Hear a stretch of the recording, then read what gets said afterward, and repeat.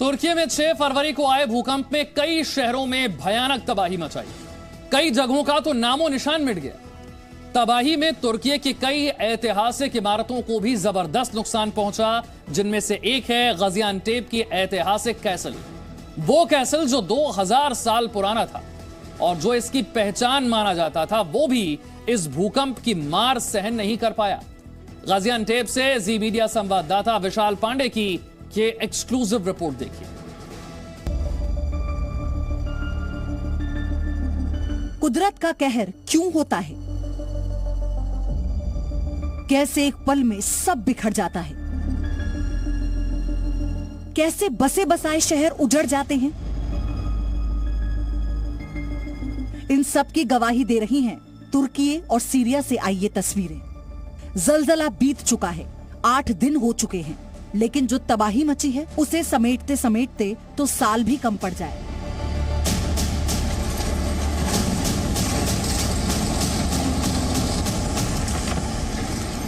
तुर्की कैसे नई शुरुआत करेगा?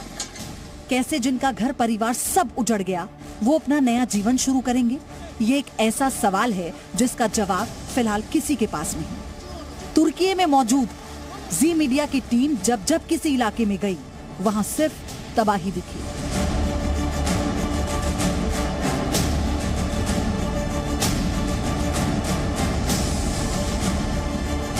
इस किले को देखिए, ये तुर्की के गाजियान्टेप का सबसे ऐतिहासिक कासल था।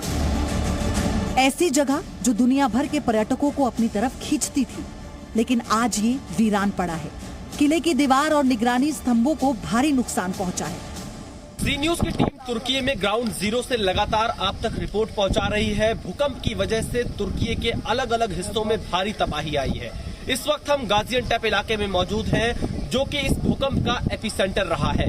यहाँ पर न सिर्फ रिहायशी इलाकों में बल्कि जो ऐतिहासिक इमारतें थी उनको भी भारी नुकसान हुआ है। ये गाजियान्टेप का बहुत प्राचीन किला है, लगभग 2000 साल पुराना यह किला है, जो कि जिसका आधा हिस्सा लगभग टूट चुका है। यहाँ पर उसके पत्थर नीचे गिर गए हैं। इस किले में भी पूरी दरारें आ चुकी हैं और इस किले को काफी नुकसान हुआ है। इसके बारे में कहा जाता है कि रोमन काल में बना हुआ किला है और इसे वॉच टावर के तौर पर सबसे पहले इस्तेमाल किया जाता था।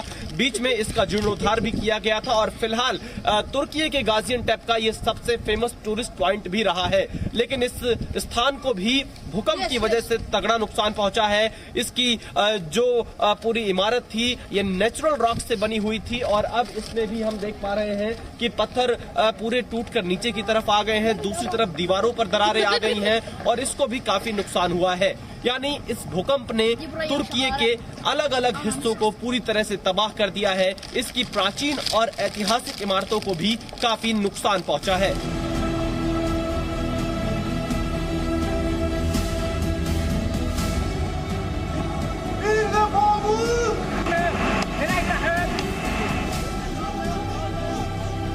तुर्की में तबाही की ये इकलौती तस्वीर नहीं है, हर जगह बर्बादी है। जिनके घर त्रासदी में टूट गए और सब कुछ बिखर गया, वो सड़कों पर रात गुजार रही हैं। बाहर इतनी ठंड है कि बैठना मुश्किल है, खाने पीने की कमी है, तन ढकने के लिए भरपूर कपड़े तक नहीं है। सरकार से शिकायतें भी हैं। ये तस्वीरें सीरिया के ज़ेंडेरिस की हैं। इस परिवार को देखिए, जो खुशनसीबी से इस भूकंप से बच तो गया, लेकिन घर पूरी तरह से तहस नहस हो चुका है। बच्चों के साथ परिवार सड़क पर है और रात के वक्त कार में बच्चों को सुलाकर दिन काटने को मजबूर हैं। ये सब आगे कैसे ठीक होगा कोई नहीं जानता। ये तो वो परिवार है जो इस त्रासदी से बच गया। ढेरों ऐसी कहानियां भी हैं जहां पूरे परिवार में सिर्फ एक शख्स बचा है, जो ये नहीं जानता कि वो कहां जाएगा, कहां से जिंदगी फिर शुरू करेगा। तो कई ऐसे बच्चे भी हैं जो खुद तो चमत्कार के जरिए बच गए, लेकिन जीवन दान देने वाले माता पिता इस दुनिया से हमेशा के लिए विदा हो गए।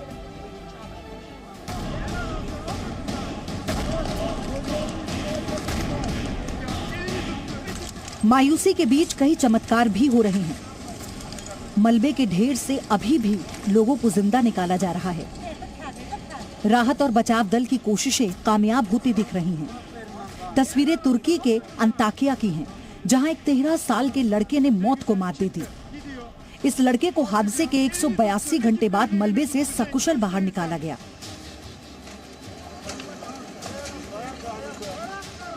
जब कान नाम का ये बच्चा मौत को मात देकर बाहर निकला तो रेस्क्यू टीम और स्थानीय लोगों ने तालियां बजाकर खुशी का इजहार किया।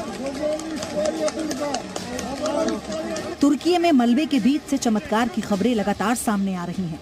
हालांकि हजारों लोग ऐसे भी हैं जिन्हें बचाया नहीं जा सका। उधर सीरिया में भी मलबे में जिंदगी की तलाश जारी है।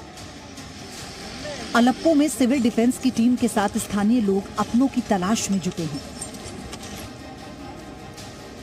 متوفين 4 شلنا دفنا بيدينا و4 هلا مفقودين. شال الدفاع مدني 4 3 شالوه والثاني باقي بنت تحت الانقاذ. बचाव दल के साथ अपनों की तलाश में जुटे लोग हाथों से ही मलबा हटा रहे हैं। हालांकि हर गुजरते दिन के साथ उनकी उम्मीदें कमजोर पड़ती जा रही हैं। इस बीच भूकंप के बाद आई तबाही से तुर्की की इंडस्ट्री को भी काफी नुकसान पहुंचा। पूरा इंडस्ट्रियल एरिया खंडर में बदल गया। जी न्यूज की टीम इस वक्त ग्राउंड जीरो पर तुर्की में मौजूद है। यह मारश का इलाका है जो कि तुर्की में भूकंप का एपिसेंटर रहा है। यहाँ पर न सिर्फ रिहायशी इलाकों में बड़ा नुकसान हुआ है बल्कि तुर्की के उद्योग का जो इलाका था, औद्योगिक गलियारा, वहां पर भी जो फैक्ट्रियां बनी हुई थी वो गिर चुकी हैं। ये तस्वीरें मैं आपको मारश के औद्योगिक गलियारे की दिखा रहा हूं जहां लाइन से ये फैक्ट्रियां, खासतौर पर ये टेक्सटाइल इंडस्ट्री के लिए ये इलाका फेमस है। इन फैक्ट्रियों पर बुरा असर पड़ा है। आने वाले 2 महीने 3 महीने का समय लग सकता है इन इंडस्ट्रियों को उभरने में, और कुछ इंडस्ट्री ऐसी हैं जिन्हें साल भर भी लग सकता है उभरने में क्योंकि नुकसान बहुत ज्यादा हुआ है। भूकंप ने इस क्षेत्र में इतनी तबाही मचाई है, उद्योगों को उभरने में 1 साल तक का वक्त लग सकता है। यहाँ पर फिलहाल आप देखिए पूरी फैक्ट्री धराशायी हो गई है। ये एक डाई फैक्ट्री थी जहां पर कपड़े में डाई और कलर का काम किया जाता था। ये पूरी तरह से तबाह हो चुकी है। इसके अलावा दूसरी तरफ की तस्वीरें मैं आपको दिखाता हूं। इधर भी आप देखिए, यहाँ पर भी जो फैक्ट्रियां बनी हुई हैं वो सारी फैक्ट्रियां गिर चुकी हैं। कोई पूरी तरह से गिर चुकी है, कुछ आधा हिस्सा गिरा है। लेकिन अब इन फैक्ट्रियों में दोबारा काम शुरू कब तक होगा, इसके लिए लंबा इंतजार करना पड़ सकता है। यह इंतजार 2 महीने का भी हो सकता है, 6 महीने का भी हो सकता है, साल भर का भी हो सकता है। यानी आने वाले दिनों में तुर्की में खास तौर पर रोजगार और इंडस्ट्री को लेकर भी बड़ा नुकसान होता हुआ दिखाई दे रहा है क्योंकि ये कंपनियां भारत के साथ भी व्यापार करती हैं, तो कहीं ना कहीं इसका असर दुनिया के अन्य देशों पर भी पड़ सकता है। न सिर्फ भारत बल्कि और देशों के साथ भी इनका व्यापार होता है। अब जब यहाँ पर कारोबार कई महीनों तक ठप रहेगा तो कैसे ये रोजगार और ये उद्योग आगे बढ़ेंगे। कैमरामैन एस जयदीप के साथ विशाल पांडे, जी मीडिया, मारश, तुर्की। ग्राउंड जीरो से मेरे सहयोगी विशाल पांडे इस वक्त मेरे साथ है। विशाल, सबसे पहले तो आज की स्थिति क्या है? 6 फरवरी को यह भूकंप आया था, आज की स्थिति क्या है? क्योंकि नुकसान का आकलन हो चुका है। जिन लोगों को रेस्क्यू किया जाना था करीब करीब रेस्क्यू कर लिया गया है। आज की स्थिति क्या है? देखिए, बिल्कुल आज अगर हम देखें यहाँ पर 4 ऐसे प्रमुख इलाके हैं, अंताक्या, मारश, गाजियान्टेप, नूरदा और अदियामान। इन इलाकों में सबसे ज्यादा नुकसान हुआ है। जब इन इलाकों का हम दौरा करते हैं ऐसा लगता है कि पूरा शहर ही मिट चुका है। हालांकि लोग अभी भी मलबे के अंदर फंसे हुए हैं कई जगह पर, जिन्हें निकालने का प्रयास किया जा रहा है। यहाँ पर लगभग 78 देशों के टीम पहुंची हुई है जो रेस्क्यू में लगी हुई है। इसके अलावा लोगों को बेहतर इलाज के लिए जो घायल हुए हैं उनको अस्पतालों में भेजा जा रहा है। लेकिन यहाँ की तस्वीरें बेहद दर्दनाक है। जब हम पहुंच रहे हैं यहाँ के लोगों के आंखों में आंसू दिखाई दे रहा है। वो उस मलबे के बाहर बैठे हुए हैं और इंतजार कर रहे हैं शायद जो उनके अपने उस मलबे में फंसे हुए हैं वो किसी चमत्कार के तहत जिंदा निकलकर आ जाएं। लेकिन अब ये उम्मीदें वक्त बढ़ने के साथ साथ कम होती जा रही हैं क्योंकि 6 फरवरी को ये भूकंप आया था। हालांकि कई चमत्कार हमने यहाँ पर देखे। कई लोग 5-5 दिन बाद भी जिंदा निकले हैं इन मलबों के अंदर से। तो लोग इसी उम्मीद के साथ अभी भी मलबे के पास बैठे हुए हैं। इसके अलावा यहाँ पर ठंड बहुत ज्यादा है। लोगों को रात टेंट में बितानी पड़ रही है। कई लोग गाड़ियों में सो रहे हैं क्योंकि तबाही बहुत ज्यादा हुई है। ये संख्या भले ही 25 से 30 हजार बताई जा रही है जो आधिकारिक आंकड़ा दिया जा रहा है, लेकिन लोगों की मौत की संख्या और ज्यादा हो सकती है क्योंकि अभी भी रेस्क्यू चल रहा है। लोगों को निकालना एक यहाँ पर चुनौती जरूर बना हुआ है क्योंकि अगर देखें पूरा का पूरा शहर नष्ट हो गया है और अब इन शहरों शहरों को दोबारा खड़े होने में, लोगों को दोबारा अपने घर बार बनाने में ना जाने कितना वक्त लगेगा। और जिन लोगों ने अपनों को खो दिया है उनका दर्द इतना ज्यादा है, क्योंकि किसी भी परिवार में कोई एक व्यक्ति बचा है, कोई दो व्यक्ति बचा है, कोई मात्र एक छोटा बच्चा बचा है, उसका पूरा परिवार खत्म हो गया है। आप सोचिए कैसे उनका जीवन आगे चलेगा। तो तुर्की के इस भूकंप ने यहाँ के 10 शहरों को पूरी तरह से आप कह सकते हैं तबाह कर दिया है। पूरा जो इलाका है उसको नष्ट कर दिया है, बिल्डिंग्स गिर चुकी हैं। तो ऐसी स्थिति में तुर्की के सामने आने वाले दिनों में संकट बड़ा रहने वाला है। आने वाले दिनों में भी संकट है विशाल, और साथ ही अभी हम देख रहे हैं जब भी आमतौर पर जब एक बड़ा भूकंप आता है जिसकी तीव्रता 7, 7.5 से ज्यादा होती है, उसके बाद बहुत लंबे समय तक हम आफ्टर शॉक्स देखते हैं। और जो बड़े भूकंप में इमारतों की नींव कमजोर होती है वो इस तरह के आफ्टर शॉक्स में कई बार गिर भी जाती हैं, यानी कि वो खतरा अब भी बरकरार है इन आफ्टर शॉक्स की वजह से।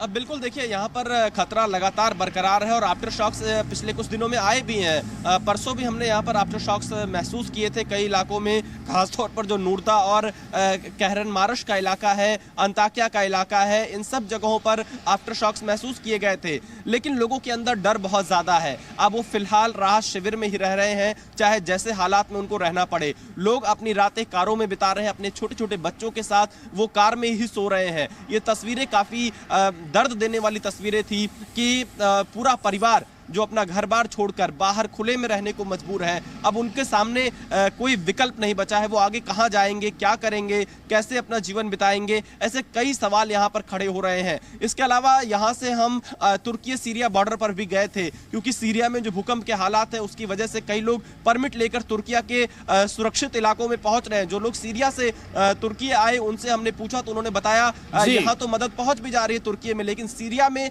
मदद भी नहीं पहुंच पा रही। तो आप सोचिए कि जो पूरा इलाका है इससे हजारों लोग प्रभावित हुए हैं। लगभग 1 लाख की संख्या अब तक बताई जा रही है। तो बहुत बड़ी संख्या में लोग प्रभावित हुए हैं, बहुत बड़ी संख्या में लोगों की जान गई है और अब भी कई लोग मलबे के नजदीक बैठे हैं, जैसा विशाल बता रहे हैं, इंतजार में कि उनके अपने शायद जीवित बाहर आ जाएंगे।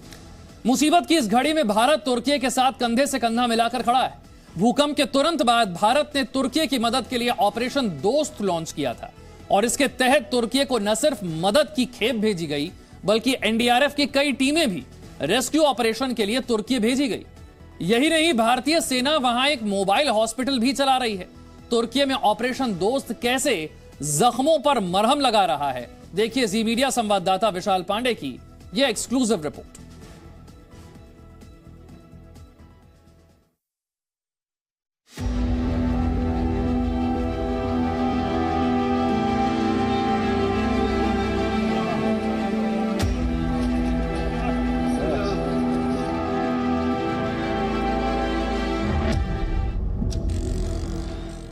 तुर्की में 1 हफ्ते पहले आया जलजला अब इन आंखों में समंदर की शक्ल ले चुका है।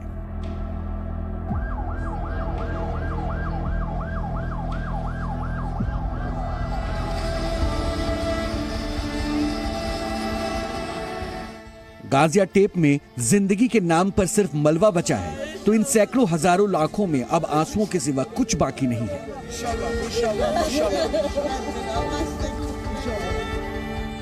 ये आंसू उस दर्द के जिंदा गवाह हैं जिनके हिस्से सिर्फ यही मातम, यही इंतजार बाकी बचा है।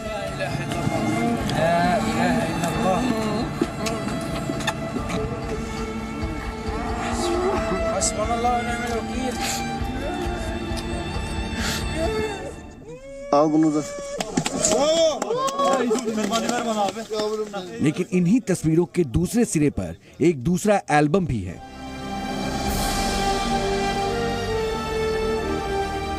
जहां मौत को मात देकर मुस्कुराती जिंदगी की तस्वीरें चस्पा है।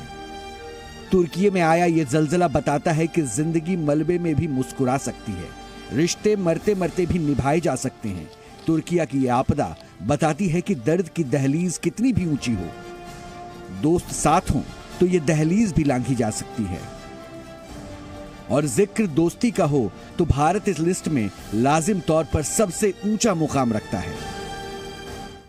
अब तक कितने लोगों को आपने इस इलाके से जिंदा निकाला है मलबे से? मैं देख रहा हूँ लगातार चमत्कार की और आप लोग के साहस की तस्वीरें इस शहर से निकल इस नूर दागे से हमने 2 लाइव विक्टिम को निकाला है और बाकी हम तलाश जारी है। नेक्स्ट जो वो है उसमें भी कुछ संभावना हर जगह हम लेके चलते हैं हम ऐसा नहीं मानते कि कुछ नहीं हो सकता। हम हर बॉडी को, यहाँ भी जो 5 बॉडी बता रहे हैं, हम उसको विक्टिम मानते हुए चलते हैं कि हम अंतिम तक कि हम उसको देख ना लें वाइटल, हम नहीं कह सकते कि वो डेथ है क्या है। रविंद्र जी, ऑपरेशन दोस्त ये एक तरह से तुर्की के लिए भारत लगातार मदद कर रहा है, क्या कहना चाहेंगे? ऑपरेशन दोस्त के तहत आप लोग दिन रात यहाँ पर लगे हुए हैं, हम लोग देख रहे हैं, आप यहाँ के लोगों की मदद कर रहे हैं।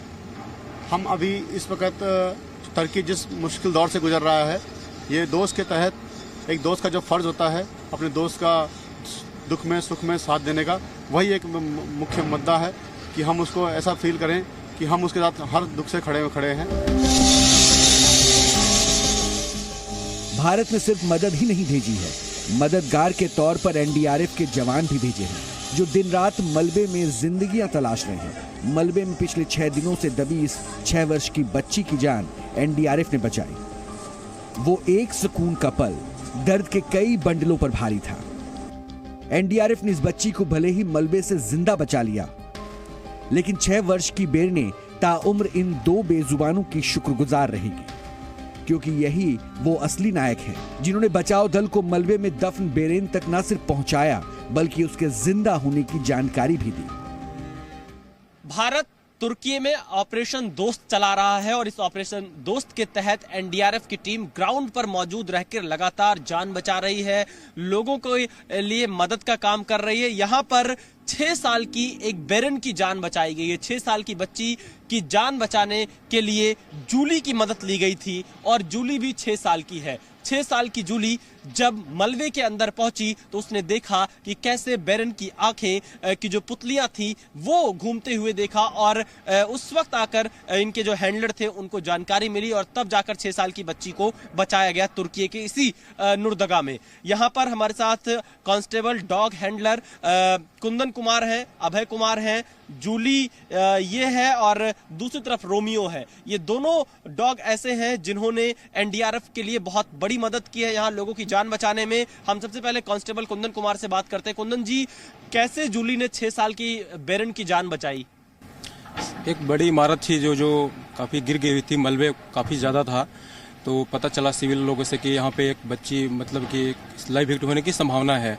सबसे पहले हमने जूली को छोड़ा, जूली ने वहाँ का सेंट लेकर के लाइव में डिंग बारिंग करके हमको इंडिकेशन दिया कि यहाँ पे लाइव हिट होने की संभावना है। फिर उसके बाद हमारे दूसरे हैंडलर ने दूसरे डॉग को छोड़ा कंफर्मेशन के लिए।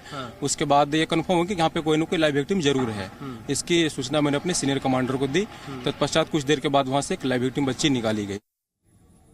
तो मुश्किल की इस घड़ी में तुर्की के लिए भारत ने किस तरह से मदद का हाथ आगे बढ़ाया है, उसकी तस्वीरें आपने देखी। वक्त एक छोटे से ब्रेक का।